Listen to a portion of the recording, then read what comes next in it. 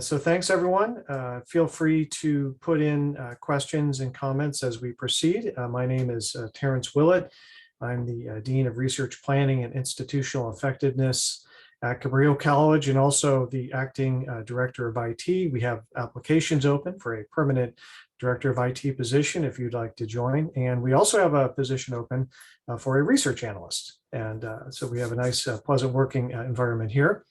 But today our topic is going to be talking about transition in math from high school to community college before and after AB 705. And I should have put after in quotes because are we really after it? It's kind of more like mid.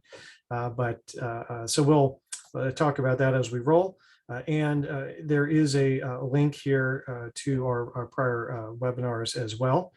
So I'm going to go ahead and keep going, and I'll try to monitor as we go. And we've got some good folks here, like I see Craig is here and Eric Cooper and other folks. So feel free to start the conversation in the chat as I roll. And so today we're going to talk about high school to community college transition policy and practice, defining data sources and sequences in math in particular, looking at then the transitions pre and post or mid AB 705 implementation, and then implications and further research. So in terms of high school to community college policy, one thing that's interesting when we look at the relationship between how high schools operate and California community colleges, our K-12s they use the Common Core, and those are very common. They're all across the United States. There's 41 states and I think 4 territories, and also the Department of Defense Education Activity uses the Common Core. So that is a commonality that is utilized among all the different states, and it connects with much more standardization in K-12 in terms of the course content that they're delivering, pedagogical training, and then the standardized tests, which are a bit of a mixed bag. But they are used uniformly across the state. In contrast, as we know, California community colleges are largely independent. They're governed by a locally elected board, like a K-12 district. There's much more variety and freedom in how local curriculum is developed. Some points of standardization that I've observed revolve around articulation with universities. For example, college composition, basic stats. There are, IGETC and other type of requirements that folks will conform to in order for those types of courses to be transferable. So there's points of standardization amidst the a variety that we have at the community college. And one thing to note with AB 705, it really didn't address articulation. There was nothing in there that said, well, if a student completed Algebra 2 in high school, then they should pick up where they left off and start off in statistics or pre-calc. Or if they finished pre-calculus in high school, they should start in calculus. It's really silent about articulation. It's really about maximizing the likelihood of completing transfer level coursework. And so we're going to take a look at where students are leaving off in the high school and where they're picking up here. And so in the chat there, I'm going to have a series of questions for folks. Just curious about what type of articulation agreements y'all have with your high schools. In my articulation meetings, we focus on universities a lot. We have a few articulation agreements with high schools. So just curious what you guys have going on across the state there. In terms of high school data sources, this particular report uses CalPAS data, and I've got a link there. And you too can use CalPAS data. You can get yourself a researcher login and access CalPAS data to look at transition work, but you have other sources as well. The one I'm excited about that's in the future is the data lake. So that will give us theoretically access to official K-12 data from the California Department of Ed combined with COMIS data. And it's very powerful to combine those official data sources that have had a lot of vetting and then make them available for research, for evaluation and policy work. But local community colleges, they can also get at self-reported high school information through CCC Apply. There's a download interface. Some folks have been experimenting with the ODBC pilot connection, and some may also have local surveys that they give. Like we use a product called eForms, where we collect some additional high school background information that we utilize.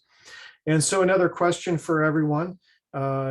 Curious about any local data sharing agreements y'all have, like there's CCGI that's started in Southern California, and it's making its way here and there. But you may have something that you've had in place for a long time in your area that you rely upon. So in the chat, again, in the chat will be something that we share out along with the recording. Just curious to see where people are getting their high school data from. So then we're focused again on math, and to make the analysis possible, we have to do some ranking and classification of courses. And so here I'm showing a ranking schema that was developed under the prior CalPAS, we like to call that CalPAS Classic, through the help of a lot of folks. I was part of it, Nathan Pellegrin was part of it, Brian Stern, and others. And then it's continued on, and we've been able to keep using it. On the K-12 side, there's these codes that they used to be called CBEDS codes, and now they're CalPADS state codes, and CalPADS stands for the California Pupil Achievement Data System. And so they have a series of codes that's not dissimilar to a top code, where the first two positions indicate a discipline, like 2-4 means it's math. And then the next two positions are a specific course. So like 2403 is used for elementary algebra, for example. And so those codes have been very helpful. However, you also have to look at the course titles to do some ground truthing and verify that there's an alignment there. On the community college side, we rely heavily upon CB21, the levels below transfer, and CB05, the transfer flag.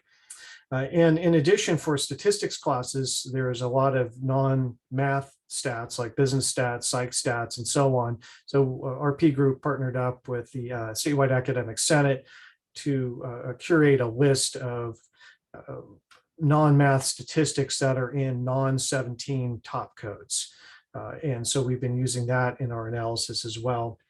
One thing to note, it stops at rank 8 with Calculus Plus. We could go on, right? There's Calc 1, 2, 3, linear algebra, differential equations. And so depending on the analysis, sometimes you go farther up the ladder. And then pre-calculus, it could have subcomponents. It could have trigonometry and college algebra, for example, that collectively make up pre-calculus. And then statistics, it's ranked lower than the STEM math, with the idea that statistics is, could be terminal, that could be your last transfer level class. Whereas if you're taking pre-calc, that's an on-ramp to a lot more math. So there's different ways that one could do the ranking system, but this is what has emerged over time. And so I see a lot of good chats there, and thanks everyone for helping out with that. So when we matched the data, we really looked at 2 time points, fall 2016 and fall 2019. So it's all pre-pandemic, which is a good news. So we'll have to wait a few more years for post-pandemic if that happens. But let's take a look at what happened overall with transition. So we'll start high level and get into more and more detail. So at the high level, the paler bars are fall 2016 values, and the darker orange bars are the fall 2019 values. And we're looking at what happened when, where a student left off in high school, looking at the last math class they completed with a grade of C or better, and relative to the level of the first course that they attempted at the community college. So pre-AB 705, most students, the majority, were going down or backwards 1 or more levels. So they had completed Algebra 2, and they're going back and taking elementary algebra, for example. And that dramatically decreased after the initial implementation of AB 705. And so going on to the far right, you'll see that over half of students now go up one or more levels. So one of the most common patterns now is a student completing Algebra 2 in high school and then attempting a transfer level class like statistics, for example. However, you still have about a quarter of the students repeating the same level, and that, interestingly, even though the extremes traded spots, the middle stayed the same. And so this chart is irrespective of where you left off. So it could have been you went from elementary algebra to intermediate algebra that counted as progressing up, or it could have been going from pre-calc to calc. So we'll get into a little more detail in the next slide, but this is the high level overview. And so taking a look at an equity component, now we're focused just on the percentage of students who transitioned up one or more levels, regardless of where those levels were, disaggregated by ethnicity. And we see across the board, post compared to pre, every group has a much higher percentage. Everyone, almost with the exception of Asian students, are over 50% of students are now transitioning up, which in general, if you're into high school to community college articulation as a public good and an efficient use of public resources and good for the student's progression, this is generally good news. You may want to look at the Asian students to say, well, what's going on there? How come their rate is lower? And so that has to do with taking into account where students were leaving off in high school and where they're picking up in college. So Asian students were much more likely to complete higher level coursework in high school, like pre-calculus or calculus, than other groups.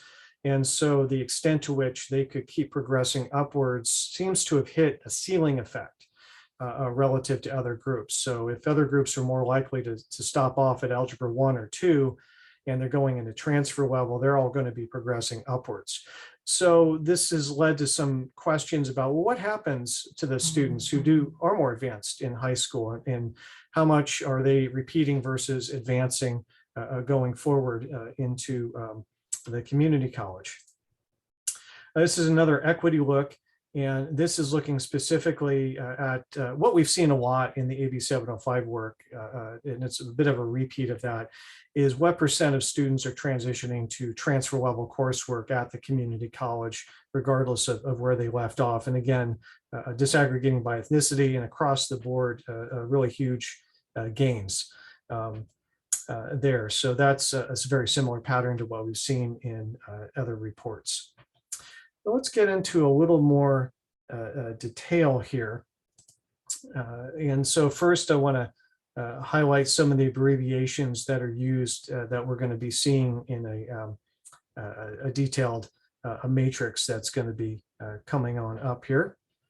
And I think all of these should be fairly evident. A couple of notes that come up in here that we haven't yet talked about, especially when I breeze through the Common Core standards, but you look at, say, Algebra 1 and equivalent. And so that would include, for example, Integrated Math 1. So there is in the Common Core still the traditional algebraic sequence, but then they also have a newer integrated sequence that has more focus on quantitative reasoning, and it has what is referred to as a spiral curriculum, where you're revisiting some of the same topics but at a higher level in each of the integrated math classes. And to add to the complication, there are both 3- and 4-year versions of integrated math. So if you see an integrated math 4, you know that your district that you're working with there has essentially a 4-year version of the integrated math sequence. In my district, I think almost all the schools, if not all of them, are using the integrated math sequence. So one of the questions that comes up is there a difference between the algebraic and the integrated high school sequence? Craig Hayward's here, and he looked at some of that in some of his recent work. In this, again, it's high level, mushing it all together. But in terms of your local work, it's a good question in terms of, is there a difference in transition and success in the algebraic versus quantitative reasoning, which also connects to a lot of the discussion that we've been having statewide about algebraic sequences versus quantitative reasoning, for example, going through a pre-calc to calc sequence versus statistics, and which one better prepares you for different pathways that you may be going for as a student. And of course, I always advocate for people to take both statistics and calculus, right? No one ever suffered from taking too much math. But time is money.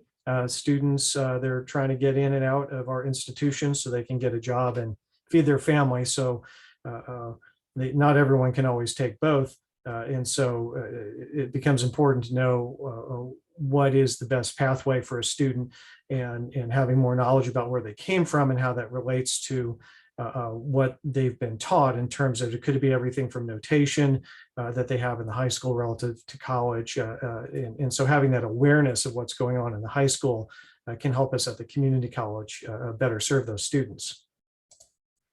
All right, so getting into the matrix here. And we have a big old table. So the upper part refers to all fall 16. And you see I've got a prefix in front of the courses. So for example, HS arith means high school arithmetic. So that row would be all the students who their last successfully completed high school math class was high school arithmetic. And then the columns are the level of their first attempted community college course. So CC Arith would mean their first attempted class in the community college was arithmetic. And so the percentages here are looking at transition percents. And so you would read it across row-wise to take a look and see what happened pre and post. So the upper table, well before AB 705, and then the lower table is after the initial implementation. I'm going to highlight a couple of areas here. One item that we want to take a look at is geometry. So when we think about alignment and articulation between high school and community colleges and universities, you'll notice that everywhere that there's very few students transitioning into community college geometry, even though when you look at the volume under high school geometry, it's a pretty decent volume of students who are finishing with that class. So that's an area of misalignment, I would say, between high school and community college, that the high schools traditionally have had a geometry component, or if it's integrated, it would be integrated math too. And we've not had that. We've said that we've incorporated some key geometric concepts into intermediate algebra and elementary algebra, like similar triangles and things like that, for example. So that's an interesting difference there to keep in mind. And then I'm going to highlight a couple areas. And so here, that red rectangle is focused on those whose last high school course was Algebra 2. And where do they go in the college? And we're going to focus in particular on those who repeated intermediate algebra in college versus those who did a SLAM math. And you see about 40% were repeating Algebra 2 when they came to the community college in the before times, and then about 11% were progressing into a SLAM math like statistics. And if we look at the after, it almost the pattern reversed, and so you had only about 13% repeating that Algebra 2, and then over half of those students now going into SLAM or statistics. So a big change there, and many more students now progressing upward in that high volume pathway of those who completed Algebra 2 as their last class. Now with these purple boxes, I'm going to focus on the STEM to STEM pathway. So some of these folks in high school, they completed pre-calc or calc in high school. And what's going on there? So we see, for example, 19% of them in the before times were repeating pre-calculus that they'd already completed in high school, and about and then if you look in the high school calculus row, you even have 20% who are going back a step. So they already completed calculus in high school, and then they're going back and taking pre-calc. Post implementation, you actually see some of the numbers increase. So for example, the volume of pre-calc to pre-calc repeaters increases from 19 to 33%. The going from high school calc back to community college pre-calc actually declined a little bit, but in the calc to calc box, that increased. Now, again, I'm rolling up calc 1, 2, 3 all together. And so that's an area where we'd want to tease that apart a little bit and take a little bit more of a look and see, are people repeating the calc 1 again, or are they able to progress upwards? So that's something to keep in mind, that there's something, even though the bulk of the students are, many more of them are now transitioning up than did before, there appears to be a lot more repetition now than there was before in the STEM math side, in terms of the students going from high school to community college. Now here we're taking a look at success rates. Again, grade a C or better. And these are the success rates in your first attempted community college class. Let's take a look at some of the overall. So I got a little blue box to help you out there. So in fall 2016, just mushing everything together, 57% success rate. And it dropped 10 points after the implementation. I think we've all experienced this, and this has been one of the challenging parts for both students and instructors and student support personnel. Even though this was expected, it doesn't mean that it's easy. Making that policy shift, and then we're having this resultant decline in success rates. We don't necessarily have know the cause of it, though, and that's something to keep in mind.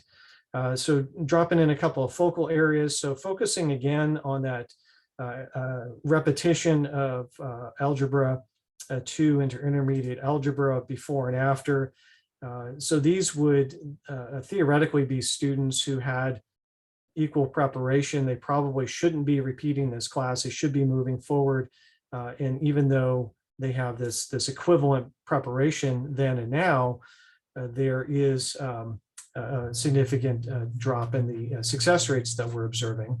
And then looking again on the STEM side, focusing on the pre-calc to pre-calc. And so theoretically, students who are taking pre-calc or higher in high school, they're your more advanced students.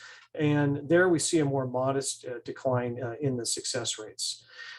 And so looking at success rates, it's interesting because they're a complex measure. They're a measure of both what the student has done in the class, but they're also a measure of how the instructor has set up the class and how they structured the assignments in the pedagogy. And particularly now, we've been revisiting our pedagogy and practices because of COVID. And how do you handle situations where someone's got to be out because they need to quarantine, or they've got a sick family member. And so there's been a lot of questions about flexibility on assignments. There's also been questions about testing integrity. We're not able to observe the testing situation in the classroom the same way that we were pre-COVID. And a lot of folks are taking a look at fairly different ways of grading. You hear there's a lot of workshops out now about flipped classroom pedagogy or equity pedagogy, and also practices like ungrading, not having the 4-point scale, not having zeros on assignments, low stakes assessments being more emphasized. So there's a lot going on there in terms of pedagogical changes. We don't know the extent to which that's happening in this time, but it's a lot of it's happening now. So it's something to keep in mind, in addition to other changes in support services, like co-requisites are a much bigger thing now than they used to be. And that intersects with old tried and true support measures like tutoring and supplemental instruction. So it's a complex environment. And so in terms of taking a look at causality, you want to say, well, what else is changing in addition to the policies or the laws that are driving some of these changes? And I see the chat really blowing up. I'm obviously not paying too much attention to it other than glancing at it and seeing that people are chatting, and I can't wait to take a look at that. But we'll be opening it up pretty soon for some discussion and answering some of these questions too. So thanks for keeping that rolling. But overall, in terms of conclusions of where we seem to be at, so pre-AB 705 looks like about 3/4 are repeating their coursework, with only about 2/5 now. So still, if we wanted, if we had a goal of, perfect articulation from high school to community college, that would be no one repeating their high school coursework. So if that's a goal, still some room to go there. The rate of students repeating advanced high school math has increased. So that's a backslide in terms of high school articulation. And that pre-calculus to pre-calculus in particular is pretty interesting there in terms of that repetition rate increasing. We noted the decrease in success rates. And on the equity front, in the before times, in the early pre-AB 705, minoritized students were about 20% more likely to repeat coursework that they had. So our old policies had significant equity implications in terms of differentially holding certain students back without really any evidence. And so now in the post time, we see that most of the students are transitioning into transfer level, huge gains in completion volume. Again, some questions and issues around success rates, but in many ways, forward movement in terms of equity, but yet still unanswered questions about what are the best supports for students? What's the best way to structure a co-requisite? The best alignment of pathways between high school and college, for example. And so where to next? And so I've alluded to a fair amount of this already, but I'll just repeat some of this. But I've talked a lot about the advanced high school math students. I really want to take a look at that in more detail and see what's going on. And if there are barriers that can be removed, or are there differences in the ways that the courses are being taught that we could address, or is it a policy thing? I mean, in the before AB 705, we were doing the multiple measures assessment project, and that was I always like to say that was good fun because it was voluntary, and then when it became mandatory, it became a little more stressful. But sometimes sometimes you have to make something mandatory in order for it to happen. So I think it's a good time for our systems to really reflect on this high school to college movement. And are there reasonable conditions where a student should be repeating their high school coursework? And if not, in most cases, then we'd be well served, especially in a guided pathways and equity context, to really taking a look at where the students leave off and helping them pick up in the sequence at the next step, especially for those advanced high school math students. So it's an interesting place where AB 705 has a policy gap, one could say. And then related to that, some of the students are clearly expressing STEM interest in high school if they're taking pre-calc and calc. And so to what extent are they able to continue on a STEM pathway? And to what extent do people switch? And switching is fine. If you, for example, if you, didn't do advanced math in high school and you get to college, and then all of a sudden you get interested in science in a way that you weren't before, or vice versa. You were interested in science in high school, and then you get to college and you become more interested in human services. So nothing wrong with changing your path, but good for us to take a look at that and see to the extent to which it's happening with an equity component. There are issues with certain demographics being systematically dissuaded from STEM, particularly women and people of color historically. So you want to keep an eye on that and make sure that we're encouraging students to pursue their interests, regardless of their background there. And then there's variability. I've alluded to that as well quite a bit. So, there can be geographic variability. There may be some differences between urban and rural areas, or coastal and inland, or multi-campus districts, single campus districts, in terms of how you administer your curriculum, or what institutions you attended. There's some discussions about, some high schools or colleges are higher quality than others. It's a difficult thing to measure, but you can see variation within your area in terms of how students are doing who come from certain high schools. An interesting caution there, though, is I've seen in the past some folks say, oh, well, folks from high school A seem to do better than high school B, so we need to set higher entrance requirements for placement for high school B.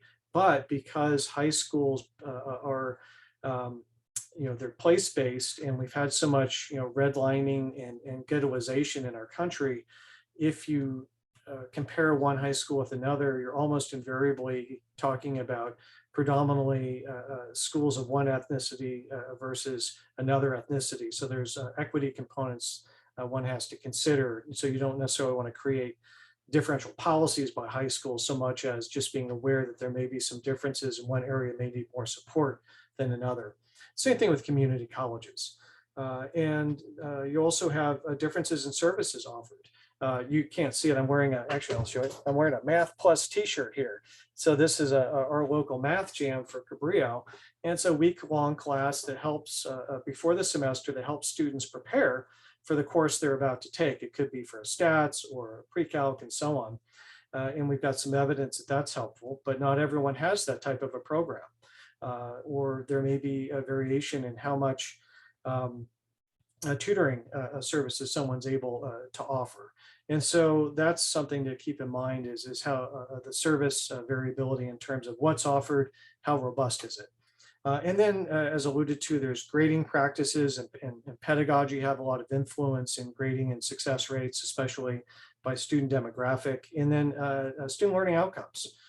And that's something where I've just begun to get into some student learning outcome data at my college because we've changed the way that we've done it to make the data that comes out of the SLO assessments usable in an institutional research context. And so I know Craig Hayward, he did some work Bakersfield that was really interesting around SLO. No, I'm sorry, I think it was Irvine Valley College. He did that. So that's another leading up to the final question here. What research question would you ask? And I'd also be interested to hear how many folks in there have done work with their SLO data locally. It seems to me that that is an interesting component that could be utilized. And getting back to the idea of standardization, if we talk about having standards and particularly rigorous standards that are well applied,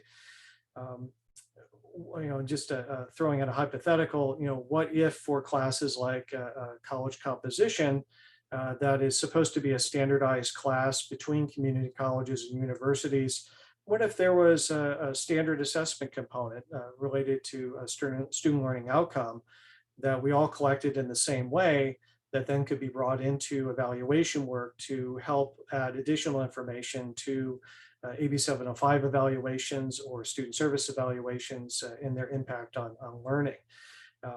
And now I know everyone gets to set up the SLOs their own way at their college. But I just thought I'd put out there as an interesting idea that there's a potential to have more cooperation and standardization on SLOs in order to have more consistency. And so it's not just for evaluation work, but also more consistency among how we teach this common course, which is a little bit at odds with higher ed culture. A lot of us, we like to be independent and do our own thing. K-12, they're much more used to having to have standardized alignment of course content. So some culture differences there too that are interesting to consider. And so I'm seeing some folks putting in there some of their questions. So what I'm going to do then, I'm going to turn to some of the questions here and pay attention to the chat a little more, but I'm not going to leave you hanging. I'm going to leave you a nice, pretty picture to take a look at while I do that. So I'm going to start through with the questions and answers here. Okay, I'm going to go and read them out loud and see what we can do. I think that other disciplines offering a version of a statistics course and allowing students to receive math credit is not right. is there any effort to make a distinction? These other stats courses are usually not taught at the same level of rigor as a stats class taught by a mathematician. Yeah, an interesting question here. I got well, I have a very long answer because I'm a big fan of statistics, but I'll keep it short.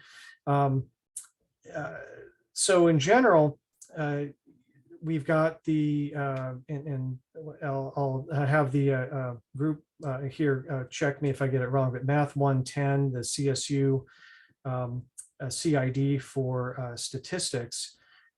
And so it could be a business stats, it could be a psych stats, it could be a math stats, and they could all meet that transfer requirement as long as it meets these common core elements. And I've heard some folks have some differences of opinion about which stats is the most rigorous, for example. And so I'm going to, that term rigor is interesting. I do hear it a lot. And what I would like is to see it operationalized, because while I have sympathy to the argument, I can't measure it. If someone tells me one instructor is more rigorous than another, I don't necessarily know what that means, and I can't necessarily incorporate it into an evaluation, and it's not necessarily part of articulation work either. It's expected that the courses are taught to at least a minimum standard in order to meet the articulation agreements. And depending on the pathway, for example, if someone took a math stats class that was a very theoretical and focused on combinatorics a lot, but they were a business major and never learned how to do time series, even though maybe they were even doing calculus-based statistics on combinatorics, they're not really learning the part of statistics like time series that they would need for their particular pathway. So I think the appropriate stats class is also dependent on the pathway. I'm a big fan of having like biostats for bio majors and psych stats for psych majors. And that ties into the idea of contextualized curriculum that does help make the material more relevant and interesting to a student. But yet that discussion of rigor too is one I'd like to hear more people talking about. And has anyone been successful operationalizing that? So thanks for that question. That's a good one. That's my short answer. I could go on and on. That's a good one. Okay, Stephanie Lewis asks, is the transition rate comparable to the success rates? I'm going to see if I can interpret that question. I guess the transition rate, let me go back a little bit here.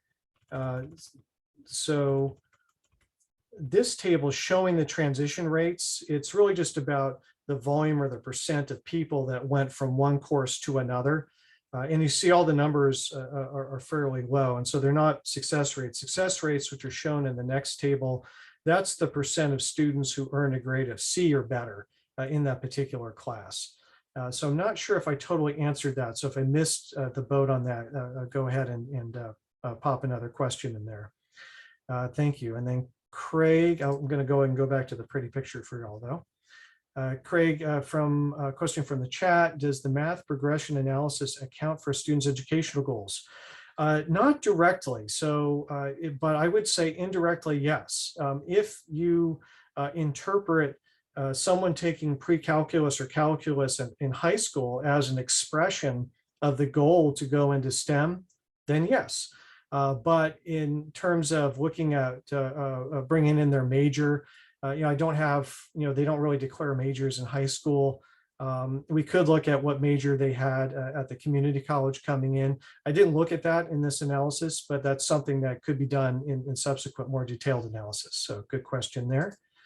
And then Anonymous asked, in this data, are we looking for what classes the students initially registered at the CC, or are these the students that registered and successfully completed? Yeah, so this is strictly those that they enrolled in, but they didn't necessarily successfully complete it at the community college. It's really their first credit attempt. I also didn't look at non-credit.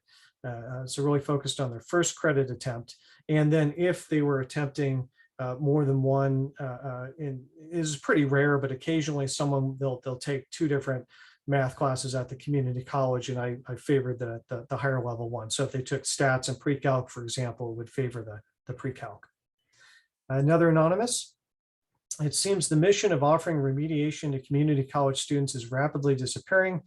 Does RP Group have any opinion on the small percentage, but fairly large number of students who are not being well served by AB 705? Let's see, I saw Eric Cooper here. He's the president of RP Group, so I'll let him indicate whether or not the group collectively has an opinion. I have a personal opinion. Part of my unit includes adult education. And there are students who do not have basic literacy or numeracy. And they have the legal right to go into our college courses, any of them. They could go into, intro to psychology, they could go into US history. But if they don't have basic literacy, they're going to have a hard time. And we need to have something to offer them. And that's the role of adult education that operates in partnership with community colleges and K-12s to provide that basic literacy and basic numeracy to allow students to then be more likely to be successful at community colleges. So that's my personal opinion, and I'll let Dr. Cooper talk about. Okay, great. And so Dr. Cooper said there's not a specific position on that, but I think in general we all have concern and care about the students, and we want to make sure they're well served. Another anonymous, another way to phrase the first question: would it be okay for the math discipline to offer a history of math course and ask that be counted for history credit? Okay, so talking about a discipline, so yeah, this gets into like FSAs and things like that. So like, who should be allowed to teach a stats class? Is someone with a PhD in psychology better or worse suited to teach it than someone with a master's in math?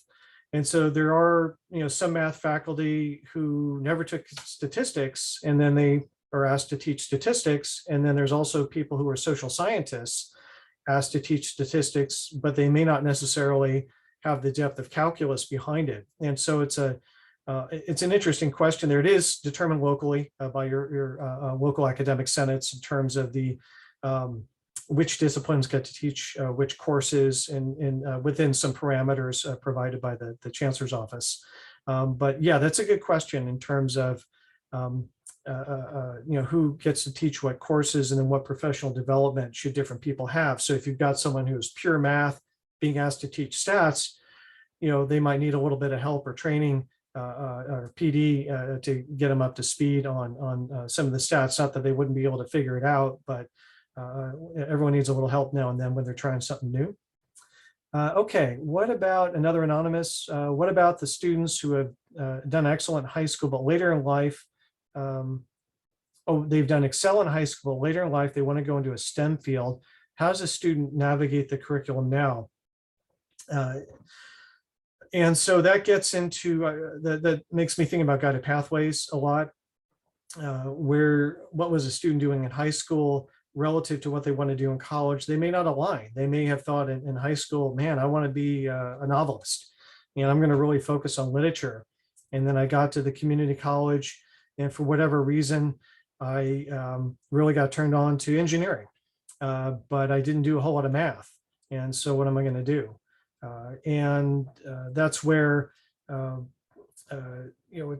there is some evidence, like there's a study out of CUNY that was looking at, it was an experiment where they took a group of students who had placed into elementary algebra, and they randomly selected half of them to take stats and the other half to take elementary algebra.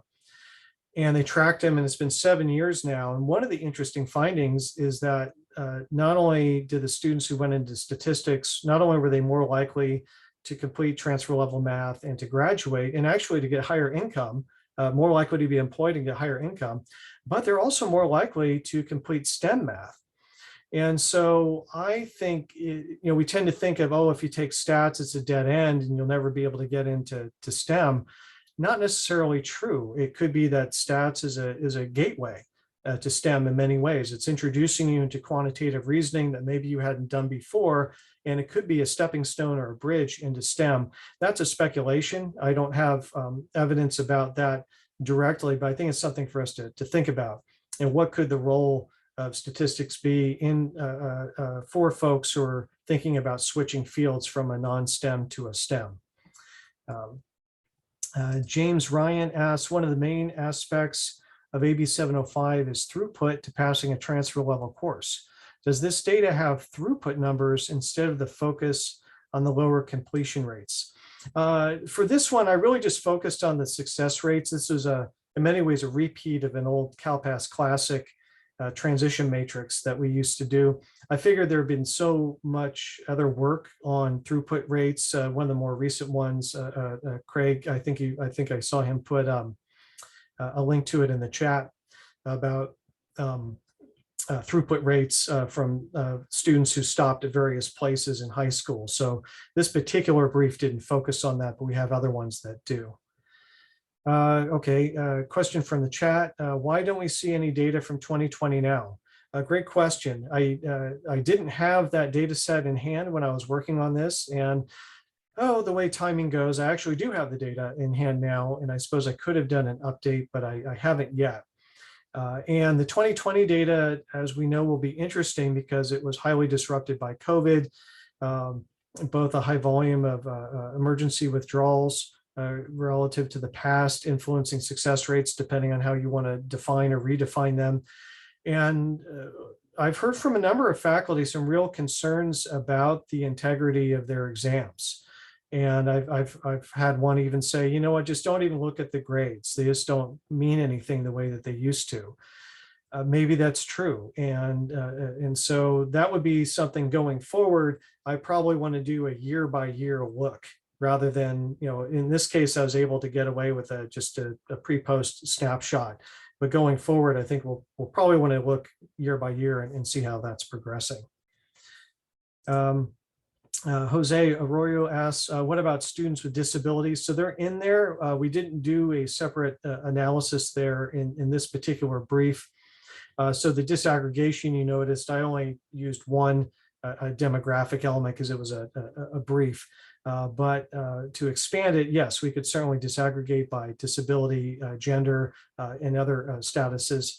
Our prior work has disaggregated throughput rates, for example, pre and post AB 705 by disability, and they do appear as a group on average to benefit from the policy. A good time to make a note that there is a difference between how you interpret the effectiveness of a policy when you're looking at an aggregate of a bunch of numbers, of a bunch of people, versus how an instructor or a student services person interacts with an individual. And so even though the policy may say, well, overall, this works for most people in general, therefore we apply the policy because that's how policies operate.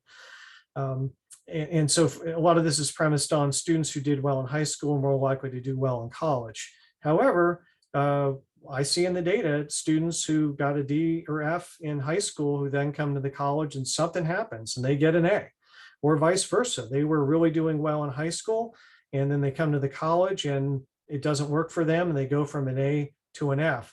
So it's important also to keep in mind the difference between, I call it the tyranny of statistics, where what is a good policy in the aggregate, and you have to make policy in the aggregate. When we deal with individual students, we have to keep in mind they have their individual context, and certain policies may not work for them, or they may need additional supports to help them be successful. Okay, Virginia. Hey, Jenny. Did I find systematic associations between SLO and course success? I guess the short answer is yes, in general.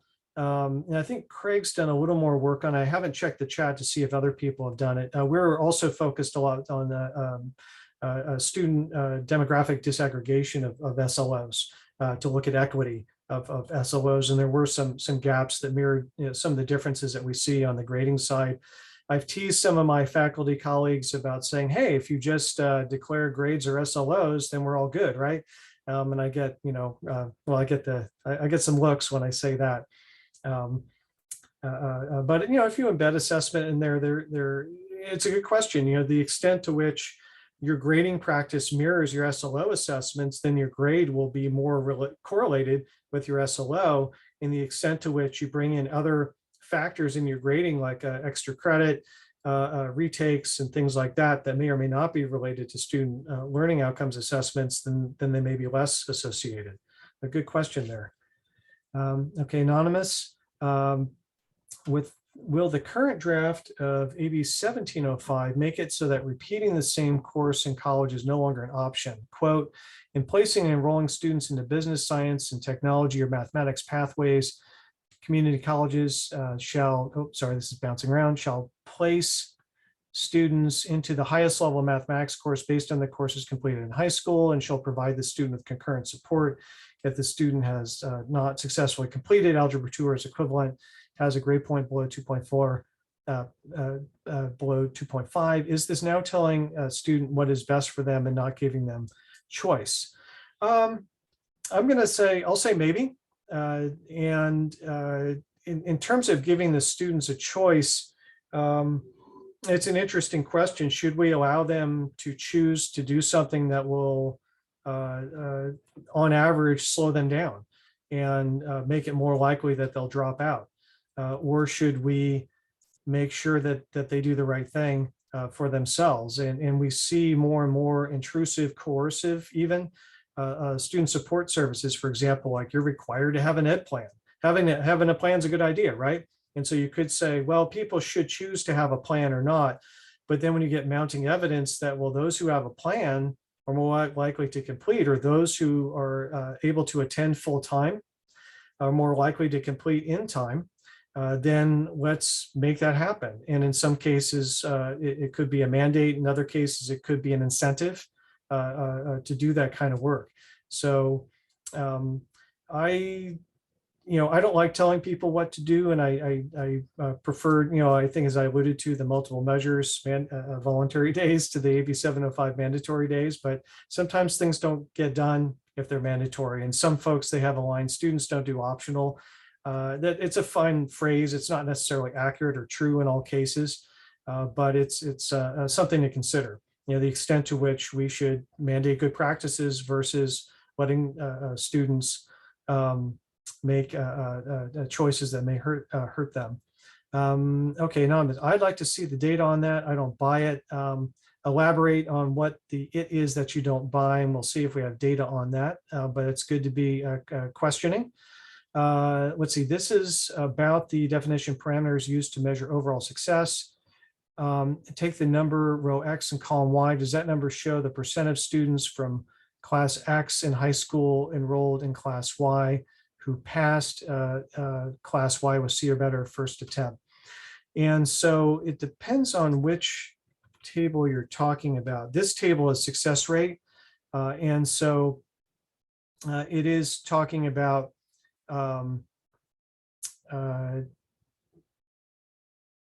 short answer is yes. Yes, you have it correct the way you're seeing it. And yes, first attempts. So this does not account for second attempts. That would be some other work that we could take a look at. Another anonymous, UC has classified trigonometry, math for elementary school teachers, and a few others as basic skills courses. If UC wins in AB 928, creating the 1 GE breadth pattern for CSU and UC, or courses like trigonometry not going to be allowed to be taught under AB 705? Interesting question. We still highly likely would count it as transferable, but if it lost transferable for some reason, then yeah, I guess we wouldn't, that would be an issue there. So it's something to keep an eye on. So that's the other thing, it's not just us making policy shifts. CSU and UC have their things going on too. Very interesting. Anonymous attendee, feels like focusing on success rates doesn't always emphasize learning. I agree. However, if you're successful, you can, you're meeting your requirements. It may be true that there are comparable numbers of students passing, but we do not have any disaggregated data on the distribution A, B, and C grades. Yes, we could disaggregate and see if there's a shift in the grade distributions. That's actually another project I'm working on, so thanks for talking about that. And more students may be getting a C with entry level STEM, but how deep is their understanding and helping them future math or other STEM courses. And I would bring that back to SLO data could be helpful if more of us had better access to that. A proxy for that we've been working on is progression through the sequence. So for example, if you had a thin understanding of pre-calc, then your Calc 1 experience should be more likely to be unsuccessful. And so that's a bit of a proxy for understanding. But again, there's a lot of variability because some people teach the classes very differently. So if you take pre-calc from one teacher who likes graphing calculators, and then you take calc from another one who hates graphing calculators, you may fail, but not because you didn't have a deep understanding of what you're taught in the first class. So a lot to unpack there, but definitely a good question. And I'm going to go rapidly because we're almost out of time. Sharon Wirtz, do we have the ability to check persistence and graduation data to compare to first attempt success rates? Yes, I haven't done that, but that is possible to do. Thank you for that. And Kathleen Rush, are we able to offer below transfer level math classes post AB 705, but just not place students in a repeated class? So the AB 705, it's, the language is maximizing the probability of completing transfer level coursework, and the work that we've done, we haven't really seen any evidence that, taking the below transfer level math class really is helpful. And that in general, if you go straight into transfer level, that's your highest probability of success. And then for those that had a hard time in high school, definitely need more support. And there's evidence for that too. But we are allowed to make students to repeat a class. So if they completed pre-calc, we can make them take pre-calc again, and that's perfectly valid under AB 705. An interesting question there. I'm hopeful that I got your question there, Kathleen. And so, and then Kathleen there, great, thank you. So from Algebra 1 to pre-calculus. So yes, Craig did some work on that.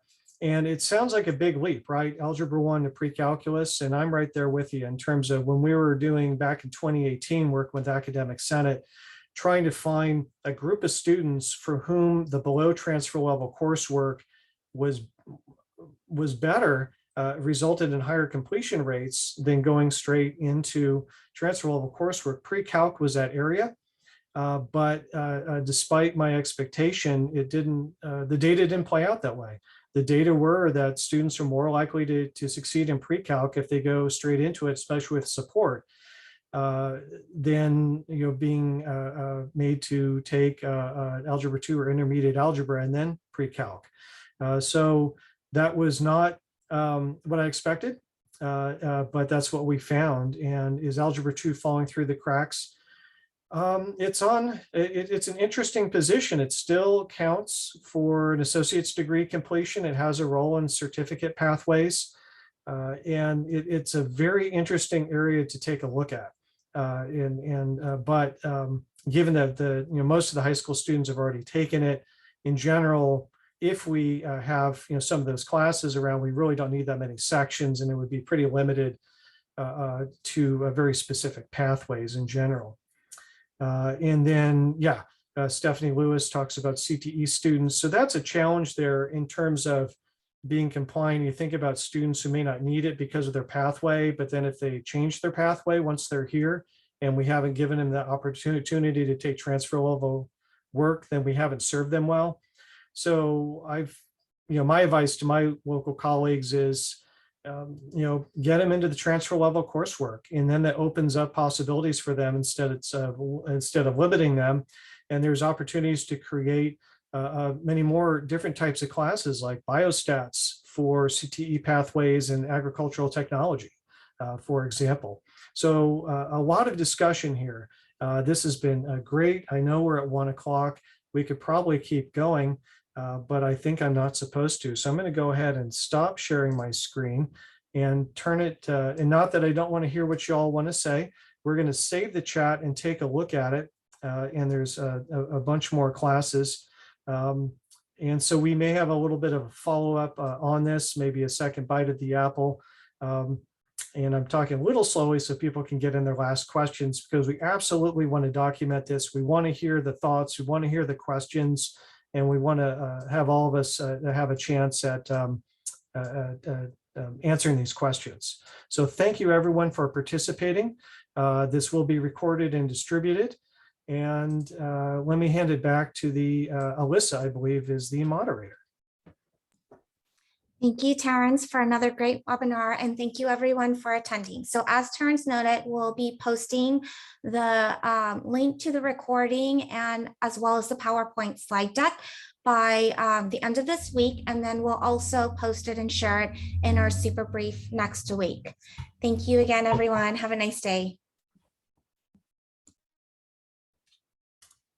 And